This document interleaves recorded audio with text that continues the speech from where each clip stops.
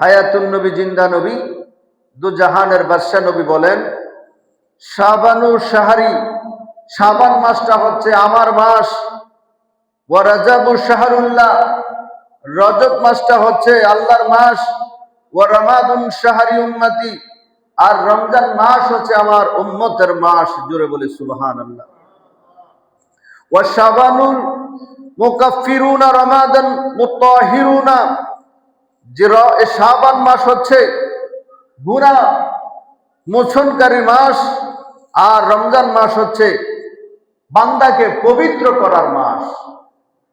চিন্তা করেন যে এই শাবান মাসটা বান্দার গুনাহ মাফের জন্য পয়গাম দেয়, আর রমজান বান্দাকে পবিত্র করার জন্য প্রচেষ্টা চালায়, কাজ করে। এই জন্য আমার বাবারা, এই মাসকে আমরা কিভাবে বরণ করব, এই মাসকে আমরা কিভাবে গ্রহণ করব, এই মাসের প্রতি আমরা কিভাবে তাজিম করব, এই প্রসঙ্গে আমরা যেমন সোচ্চার হতে হবে এবং আমাদের পরিবারকেও তৈরি করে নিতে হবে। সম্মানিত উপস্থিতি, শাবান মাসের 15 তারিখ নিসফুস শাবান, শাবান মাসের 15 তারিখ লাইলাতুল বারাত, যেই লাইলাতুল বারাতকে পবিত্র কালামে পাকের মধ্যে লাইলাতুল মুবারাকা বলে উল্লেখ করা হয়েছে। লাইলাতুল মুবারাকাত ঈদুল মালাইকা। এই শাবান মাসের 14 তারিখ দিবাগত রাত্রে, 15 তারিখ দিবাগত রাত্রে, এটা হচ্ছে বরকতপূর্ণ রজনী, বরকতপূর্ণ রাত। ওয়া লাইলাতুল গুফরানা, এই রাতে আল্লাহ রাব্বুল আলামিন বান্দাদেরকে ক্ষমা করে। ওয়া লাইলাতুল ইতমিনান নার, এই রাতে বান্দার গুনাহগুলোকে মাফ করে এবং জাহান্নাম থেকে বান্দাকে পরিত্রাণ দেয়। জোরে বলি সুবহানাল্লাহ। এই যে কথাগুলা, এগুলা মাশহুর ওয়া মাহসুর হাদিস দ্বারা প্রমাণিত। অতএব অনেক বর্তমান সমাজে অনেকে বলে থাকে এই সমস্ত রাত্র বলে কোনো রাত্র নাই, এগুলার কোনো ভিত্তি নাই, এগুলার কোনো দলিল নাই যে এই রাত পালন করতে হবে, এই রাতে আমল করতে হবে, এই ধরনের কোন রকমের সুযোগ নাই। অথচ আল্লাহ পাক এই রাতকে গুরুত্ব দিতে গিয়ে পবিত্র কালামে পাকের মধ্যে বলেছেন লাইলাতুল মুবারাক। হ্যাঁ, লাইলাতুল মুবারাক। বাবারে, আমরা নামাজ আদায় করি, নামাজ সবাই চিনে রে বন্ধু, কিন্তু সালাত কয়জনে চিনে, সালাত কয়জনে বুঝে? নামাজ কইলে ছোট মাসুম বাচ্চা থেকে শুরু করে বয়োবৃদ্ধ সকলে বুঝে নামাজ নামাজ নামাজ, কিন্তু পবিত্র কালামে পাকের কোথাও আপনি আমি দেখাইতে পারবো না। পবিত্র কালামে পাকের মধ্যে নামাজ নাই। নামাজ শব্দটা হচ্ছে ফার্সি, সালাত শব্দটা হচ্ছে আরবি।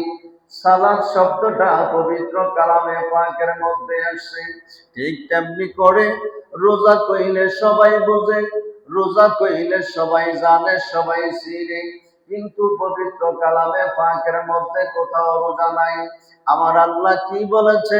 রোজাকে সোম বলে, সিয়াম বলে আমার আল্লাহ পবিত্র কালামে পাকের মধ্যে উল্লেখ করেছে। রমাদান বলে আমার আল্লাহ ওই কালামে পাকের মধ্যে আলোচনা করেছে। ঠিক তদ্রুপ অনেকে বলবে হুজুর, অনেকে বলবে ভাইজান লাইলাতুল বরাত তো কোরআনের মধ্যে নাই, কিন্তু লাইলাতুল বরাত সালাত যেমনি করে আরবি শব্দ, কিন্তু মানুষ চিনে রোজা হিসাবে। সিয়াম যেমনি করে আমার বাবারা, সিয়াম পবিত্র কালামে পাকের মধ্যে আলোচনায় আসছে। রোজা নাই, সিয়াম আমার আল্লাহ পবিত্র কালামে আলোচনা করেছে। লাইলাতুল বরাত নাই, আমার আল্লাহ লাইলাতুল বরাতকে লাইলাতুল মুবারাকা বলে উল্লেখ করেছে। বলি সুবহানাল্লাহ। লাইলাতুল মুবারাকা আমার আল্লাহ এত মর্যাদা পূর্ণ ফজিলত পূর্ণ করেছে। আর শাবানের অর্ধ শাবানের অর্ধরাত্রে যারা নামাজ আদায় করব, কবর জিয়ারত করব, কুরআন মাজিদ তেলাওয়াত করব, জিকির করব, ওয়াজ করব ইত্যাদি ইবাদত করার মাধ্যমে ওই দিনকে যারা রোজা রাখবো, ওইগুলা দ্বারা আমার আল্লাহ দ্বারা আমল নামার মধ্যে সওয়াব আর সওয়াব দান করব। বলেন সুবহানাল্লাহ। আয়েশা রাদিয়াল্লাহু তাআলা আম্মা আয়েশা রাদিয়াল্লাহু তাআলা আনহা قالت তিনি বলেন قال رسول الله صلى الله عليه وسلم হযরত আয়েশা রাদিয়াল্লাহু তাআলা আনহা বলেন আমি আল্লাহর হাবিবকে দেখেছি ইয়াসুমু হাত্তা নাকুলা লা ইয়াফতিরু ওয়া লা ইয়াফতুরুনা হাত্তা নাকুলু ওয়া লা ইয়াসামু। আল্লাহর হাবিব রোজা রাখতে থাকতেন, এমনকি আমরা বলতাম আল্লাহর হাবিবের রোজা রাখা দেখে আমরা মনে করতাম আল্লাহর হাবিব মনে হয় আর কোনোদিন রোজা ভাঙবে না, আর কোনোদিন তিনি রোজা ছাড়বে না। আল্লাহর হাবিব তিনি এই মাসে এমন রোজা রাখতেন রমজান মাস ব্যতীত অন্য কোন মাসে আল্লাহর হাবিবকে শাবান মাসের মতো এমন রোজা রাখতে আর কখনো দেখি নাই। বলেন সুবহানাল্লাহ। আল্লাহর হাবিব শাবান মাসে এমন ভাবে রোজা রাখতেন, আম্মা জান আয়েশা সিদ্দিকা বলে ওয়া রাইতু আমি দেখি নাই রাসূলুল্লাহ সাল্লাল্লাহু আলাইহি ওয়াসাল্লাম কে আল্লাহর হাবিবকে ইস্তিকমালি সিয়ামি শাহরি ইল্লা রমাদান ওয়া মা রাইতুহু আকসারু সিয়ামি মিনহু মিন শাবান। আল্লাহর হাবিবকে রমজান মাস ব্যতীত অন্য কোন মাসে সারা মাস এমনি রোজা রাখতে আমি আয়েশা কখনো দেখি নাই, আর তাকে শাবান মাস অপেক্ষায় অন্য কোন মাসে অধিক রোজা রাখতে আমি দেখি নাই রমজান মাস ব্যতীত। তাহলে যেই মাসে আল্লাহর হাবিব অধিক সময় রোজা রাখতেন, বেশি বেশি রোজা রাখতেন, বাবারে বোঝা যায় এই মাসের অনেকটা দাম কদর আছে। এই মাসের দাম আছে, কদর আছে। এই হাদিস দ্বারা এটাই প্রমাণিত হয়। কথা বলেন ঠিক না ঠিক? যেটা আল্লাহ রাসূলের কর্ম, আল্লাহ রাসূল যে মাসকে গুরুত্ব দিতেন ওই মাসের বোঝা যায় অনেক ইজ্জত আছে, দাম আছে, কদর আছে। এই মাসকে আমরা উম্মতি মুহাম্মদীরও লালন করতে হবে, পালন করতে হবে। এই মাসে যতটুকু সম্ভব ইবাদত করতে হবে। এই মাস আল্লাহর হাবিবের আমলের ধারাবাহিকতায় বোঝা যায় এই মাসের অনেক গুরুত্ব আল্লাহর কাছে। আমরা যদি কিছু না কিছু আদায় করতে পারি তাহলে একদিকে রাসূলের সুন্নাত আদায় হবে, অপরদিকে আল্লাহ খুশি হবে, অপরদিকে আমাদের জীবনের গুনাহ খাতা মাফ হয়ে যাবে। মাহে রমজানের জন্য নিজেকে প্রস্তুত করার অন্যতম একটি মাধ্যম হয়ে যাবে। জোরে বলি সুবহানাল্লাহ। বাবারা আমার, বন্ধুরা আমার, হযরত আয়েশা রাদিয়াল্লাহু তাআলা আরো হাদিস বর্ণনা করেন। قالت তিনি বলেন ফাকাত রাসূলুল্লাহ সাল্লাল্লাহু আলাইহি ওয়াসাল্লাম আল্লাহর হাবিব সরকারে কায়নাত একদিন আমার বিছানায় আমার সঙ্গে শায়িত ছিল। লাইলাতুন একদিন রাতের বেলা আমি আল্লাহর হাবিবকে নিয়ে আমার বিছানার মধ্যে আরাম করছি। আয়েশা সিদ্দিকা বলেন ফাফারাস্তু ইজা হুয়া বিবাকিহি আল্লাহর হাবিব আমার ঘর থেকে নিশিনিদান রাতে বের হয়ে গেলেন। ঘর থেকে বের হয়ে আল্লাহর হাবিব কোথায় গেলেন? বিল বাকিহি জান্নাতুল বাকি কবরস্থানের মধ্যে চলে গেলেন। ফাকালা আকুনতি ওয়াতাকাফিনা তাহাকাফিল্লাহ আলাইকা।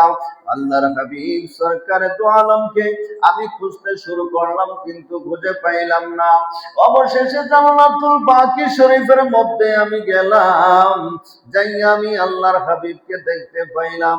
আল্লাহর হাবিব সরকারে দু আলম দুইটা হাত আকাশের দিকে উঠাইয়া ছোট মাসুম বাচ্চার মতো বিনাইয়া বিনাইয়া কান্না করতেছে। বলেন সুবহানাল্লাহ।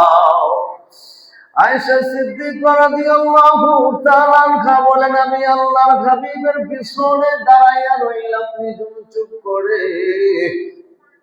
আল্লাহর হাবিব বলতেছে আয়েশা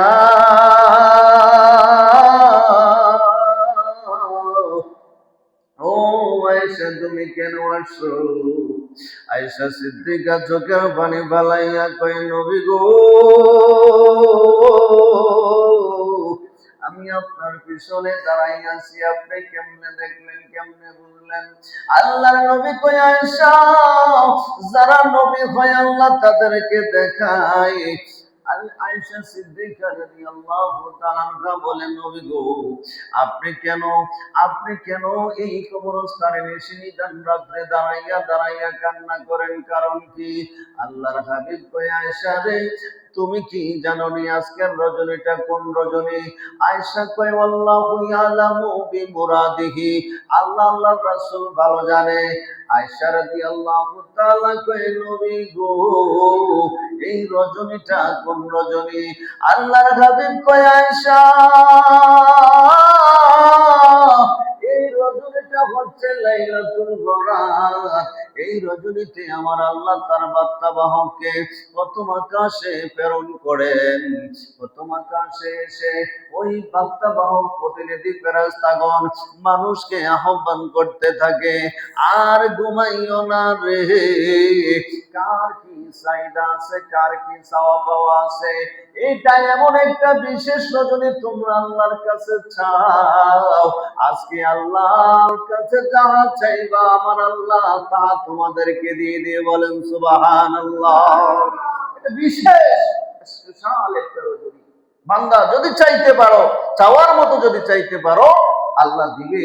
আল্লাহ তোমাকে মাহরুম করবে না, আল্লাহ তোমাকে ফিরাইয়া দিবে না। অতএব এই রজনীটা সামনে আমাদের জন্য অপেক্ষা করতেছে।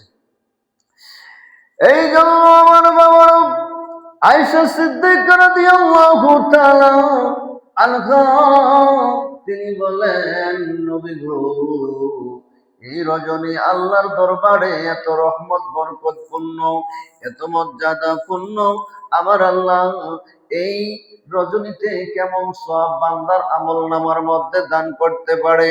আল্লাহর হাবিব বলেন, আয়েশা রে, লি আকসারা মিন আদাদি শাইরি গানিমা গানিমান কালবিন, রে আয়েশা, আরবের কাল গোত্রের যে ছাগলের ফাল, এই ছাগলের ফালের মধ্যে যত ছাগল থাকে, এই ছাগলের দেহের মধ্যে যত পশম থাকবে রে আয়েশা, যত পশম রয়েছে ছাগলের ফালের মধ্যে, বানি কাল গোত্রের যারা ছাগল ফালে, বেড়া ফালে, বকরি ফালে, দুম্বা ফালে, উট ফালে, তাদের দেহের মধ্যে যত বকরের পশম আছে, যত যত যত যত পশম আছে, আয়েশা রে, ওই বেড়া, বকরি, দুম্বার দেহের পশমের চাইতে আমার আল্লাহ অধিক সংখ্যক জাহান্নামীকে এই রজনীতে আমার আল্লাহ জান্নাত দান করে, বলেন সুবহানাল্লাহ। এই জন্য যাদের বাবা কবরে, যাদের দাদা কবরে, যাদের মা কবরে, যাদের নানা কবরে, নানি কবরে, আদরের বিবি, ছেলে, সন্তান, ভাই, বেড়া, দাহিলা ওলাদ কবরে, বাবারে, এইটা এমন একটা রজনী, এই রজনীতে আপনি তার কবরের পাশে দাঁড়াইবেন, সূরা ফাতিহা একবার, সূরা ইখলাস 3 বার, আর অন্যান্য দোয়া কালাম যাহা পারেন পড়বেন, কবরকে উদ্দেশ্য করে সালাম দিবেন, আল্লাহর দরবারে দুইটা হাত বাড়াইয়া এই রজনীতে কাঁদবেন। আপনার মা বাবা যদিও জাহান্নামী হইয়া থাকে, নবীর হাদিস প্রমাণ করে এই রজনীতে আমার আল্লাহ জান্নাত দান করতে পারে, বলেন সুবহানাল্লাহ। বিশাল কিছু স্পেশাল সময়। এই সময়টা হচ্ছে লাইলাতুল বারাতের রজনী, যেটা আমাদের মাঝে সামনে অপেক্ষমান। আমার বাবারা, এই লাইলাতুল বারাত